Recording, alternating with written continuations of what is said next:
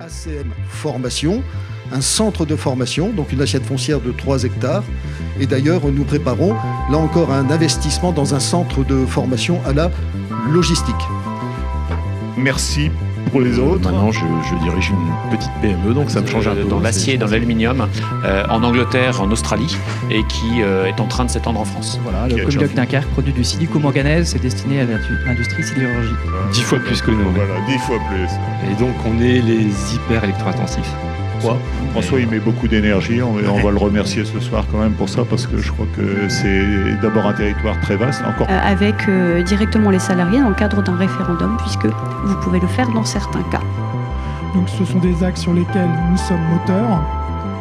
Et après, il y a un certain nombre de sujets. Le positionnement des entreprises au regard de leur obligation d'emploi des travailleurs handicapés. Donc on essaie d'animer ce club en collaboration avec les personnes de l'Éducation nationale.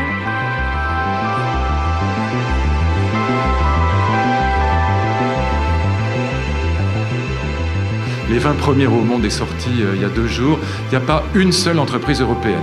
Tout est chinois, israélien, suisse et surtout américain.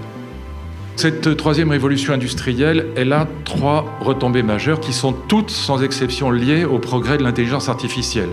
Ça va tout changer.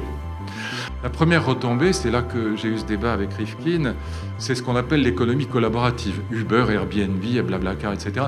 Il faut savoir que dans 20 ans, il n'y aura pas un chauffeur de taxi en France, mais pas non plus un chauffeur de camion, ni pas non plus un chauffeur de TGV. Des millions d'emplois dans le monde, des dizaines de millions d'emplois dans le monde seront affectés par cette révolution technologique de la mobilité. Et ça ira très vite, très très vite. Qu'est-ce que c'est que le transhumanisme ? C'est un projet dans lequel les GAFA et les BATX, ce sont l'équivalent des GAFA, je pense que vous le savez. C'est les GAFA chinois. Baidu, Alibaba, Tencent et Xiaomi. L'idée transhumaniste, c'est que le temps est venu de corriger aussi les inégalités naturelles. La nature se fout de nous. Vous avez un gène muté, pourquoi le garder ? Quand on séquence le génome, on connaît les séquences de mutation, et donc on peut faire ce qu'on appelle les thérapies de précision, personnalisées. On suit les mutations de la cellule et on lui casse la gueule. 90% de guérison aujourd'hui. On fait un traité intergouvernemental à 10, pas plus que 10. Avec une obligation absolue d'harmonisation fiscale et sociale. On arrête de se tirer la bourre, donc on a une Union européenne, même fédérale. Et là, on investit non pas 1,5 milliard, mais on investit au moins 30 ou 40 milliards dans la 3e révolution industrielle. Parce que, mes amis, c'est une question de souveraineté, c'est pas une question d'argent seulement. Parce que nos avions, nos Rafales, ils sont bourrés de technologie américaine. Le jour où les Américains veulent les clouer au sol, ils peuvent. Ou nos porte-avions.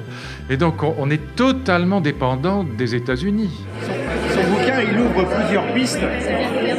Et de temps en temps, il dit « moi je pense ça, mais tel philosophe ou tel savant, enfin peu importe, lui a une approche différente mais par rapport aux moyens à mettre en œuvre pour. » Alors ce soir, on avait l'impression de ne pas avoir trop le choix.